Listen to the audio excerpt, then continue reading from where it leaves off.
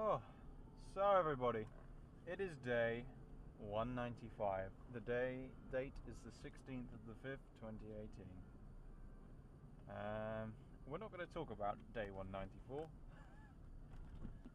Needless to say, yesterday I had the day from hell. Well, we're currently on our way up to do our Legionella. I'll turn the radio off. So I thought I'd tell you a little bit about yesterday. I might roll in some pictures because I did take them for work purposes. Just trying to adjust my seat so I'm a bit more comfy. And yeah, that's a bit better. Yeah, so the day starts off. I get into the van, turn the key, nothing happens. The battery is flat.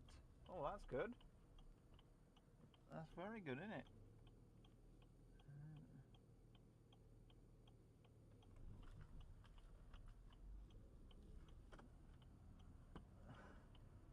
So we've got a road closure where I needed to go, but never mind.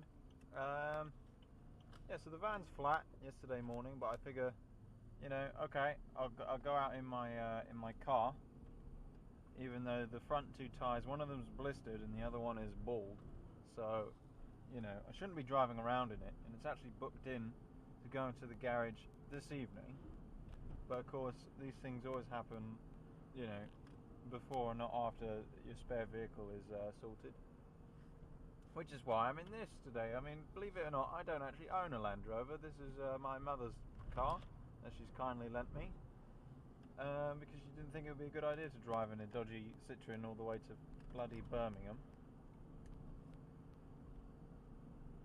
So yeah, thank God for parents, Anyway, where was I? Yeah, so the van didn't start. Figure, alright, well, I'll keep my appointment with my client this morning. There's another school. Went over to, where was it? St Mary's in Wavingdon. And I get there and I'm looking around and I'm doing that, speaking to people, letting them know who I am. Sign in, have a look at some of the jobs they need doing. And I'm like, well, I've not got my van with me today, so I don't think I'll be able to do a lot. And they said, that's fine. I'm like, well, I'll try and do a couple of these bits, like, adjust a loo cistern. Oh, here we go, more traffic. Nice simple job, just adjust a ball valve and a loo, stop it from constantly running. And I go into the room behind it to try and turn it off, and it's this rusty bit of LCC I've been asked to look at, and I figure, I'll just see if the stopcock moves, and I give it a little turn, and water started to piss out of the bottom of it, and I felt it sort of crunch, and I thought, well, shit. That's what I thought. And so yeah, that pipe was so corroded that it was literally crumbling apart. And of course, now that it started dripping, it wouldn't stop. And so I couldn't leave it at that point because I thought, well, it's only going to get worse, and it did. And so I had to cancel the rest of the day. That was at 10:44, and I couldn't turn the water off until 3 o'clock. And so that was fun. So I literally had to go off, get bits, get home. Now, bear in mind what I said earlier. My van is flat. Like there is no battery in operation. So I'm trying to unlock the back so I can get my tools out in a hurry, because I'm thinking I can't leave this leaking any longer than I have to, because it has the potential to just suddenly fail and have full bore mains just pouring out onto the floor. So I need to get in and out as quickly as I can. And I went to New City Heating, got the threaded adapters to solder copper that I needed, nice and easily. They actually sorted me out a discount, even though I said to them I'm in a hurry, I really can't stop. I bought something from you one time a few months ago, so anyway, I get home. Of course, the van won't open because it's flat, and so I had to make the decision to break into my own van to get the tools I needed. and so that was fun. And what I did is I was pulling on the door really hard, and bear in mind I am full of adrenaline at this point. Like I have just got no tolerance for any shit. And yeah, so I ripped this door and I actually kick the door open. Like I hold the handle back and then I started smacking it with my foot because I've got these super duper steel toe cap anti-injury, boot. Like if I've got to kick anything, these are the boots to have. Like football hooligans wish they had boots as good as mine for kicking stuff with. And I literally kicked the van door open. I've probably broken the lock on the side of it. And I ended up pulling out the runner at the top of the door as well. But that went back in later. So that's, But I didn't at the time. So I literally left my van with the door ripped open, loaded up my car and just drove off and went and sorted this leak out. And I tried to phone somebody to come and take the more valuable things out of it, but that didn't happen till like 3 o'clock in the afternoon. So if any pikeys had been driving past, they could have just helped themselves to all my power tools and all my kit. But again, you've got to weigh up the decision. Flooding out a huge school for a client that's only decided to use you for the first time yesterday, so it's a big risk. Taking on somebody new, so you don't want to create problems. And already I've got this great big huge problem. Now, to be fair, in my defence, this pipe would have gone at any time. But I just drew the short straw, so I was the one that had to deal with it, and I had to deal with it any way I could. So I broke into my van, loaded my stuff up into the car, and drove back there. And I took my soldering things, and I took some buckets and some other stuff. And when I get there, there was 2 inches of water on the floor, and so I bail all that back up, get it all nice and clean again. And I'm literally stuck in this cloakroom. And this was about quarter to 12, maybe 12:15, and I'm literally stuck in this bathroom, bailing water until 3 o'clock, and which is all right because I have my mobile office with me, and so I'm able to do a little bit of my administration while I'm there. I take some pictures. I call the company that had me to go in there in the first place. I call my clients that I had booked in for the rest of the day, cancel them. And also gave me a chance to calm down as well. So it was probably for the best that I had to sit down on my bucket and bail a bit of water and just relax. And so anyway, it's about 3:30 by the time the kids actually leave, and I'm allowed to turn the water off. Oh, and I had to find the stopcock. That was difficult because the maintenance man, he said he knew where it was, but he showed me this old one. Right, and what it was one of these old waterboard ones with that was like a gate valve, and literally there was just a square hex sticking up from a load of dirt. And I said, this can't be it. And he's like, oh yeah, this is it.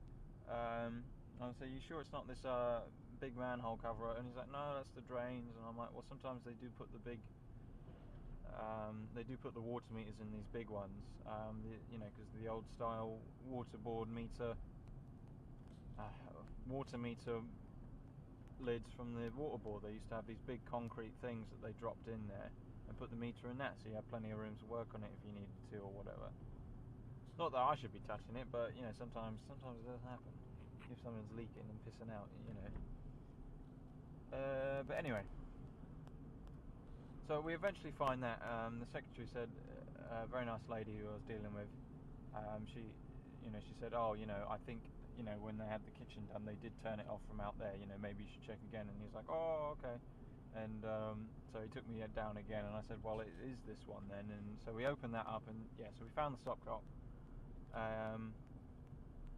That took about an hour, in between me running in and out of the school to bail water out of this drippy, horrible bit of rusty pipe that was right beside the loo, so you can't get like a big bucket under it or anything, and it's like 2 inches off the floor.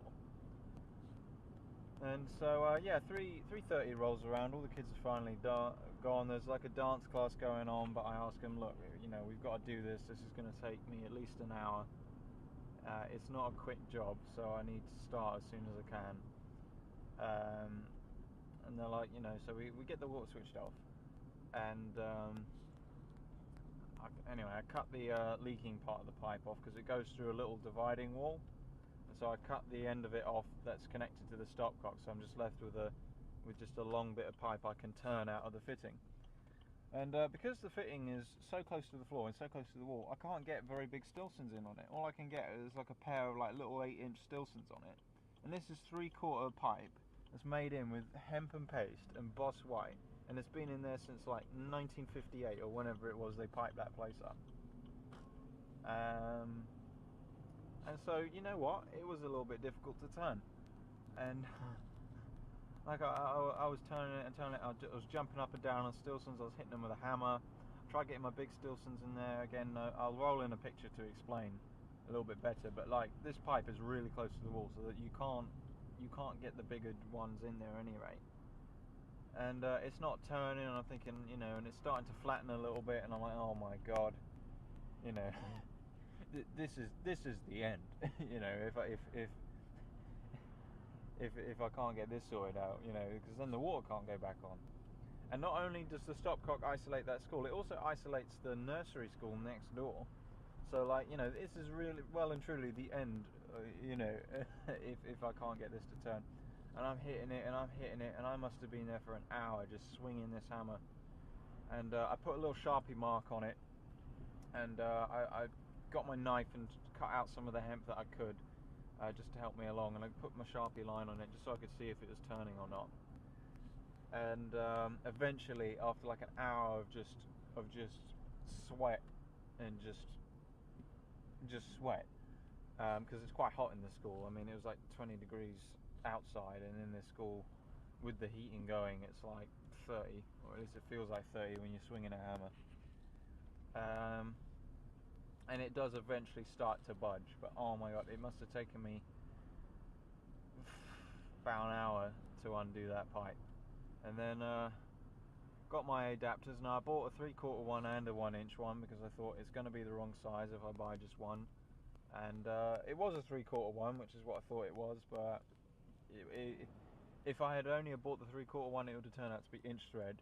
But bear in mind, by the time I get this pipe undone, New City Heating is closed. Like, so there was no way of getting any more iron fittings.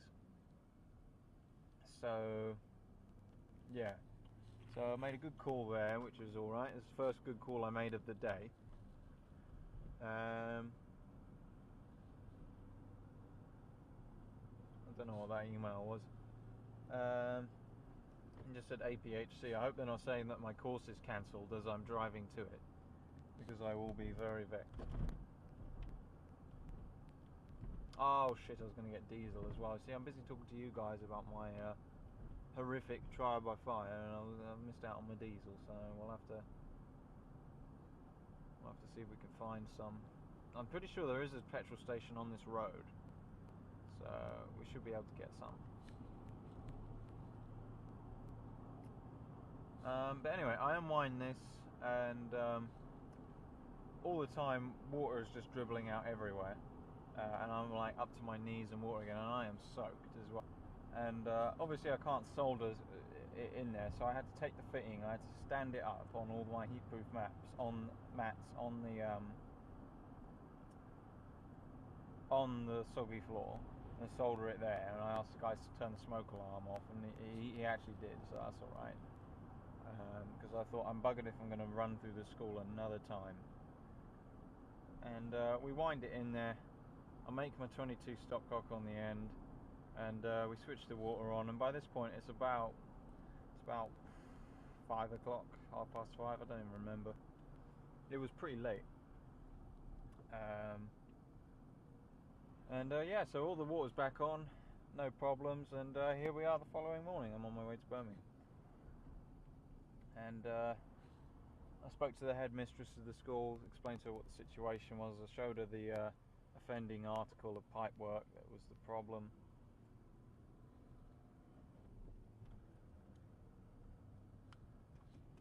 And so, you know, she said, you know, it's fair enough, you've done the best you could, given the situation, it's not your fault, don't blame you or anything like that. And so that was really nice, you know, because I'd had a really bad day, and just to hear that, you know, people actually acknowledge what you're doing,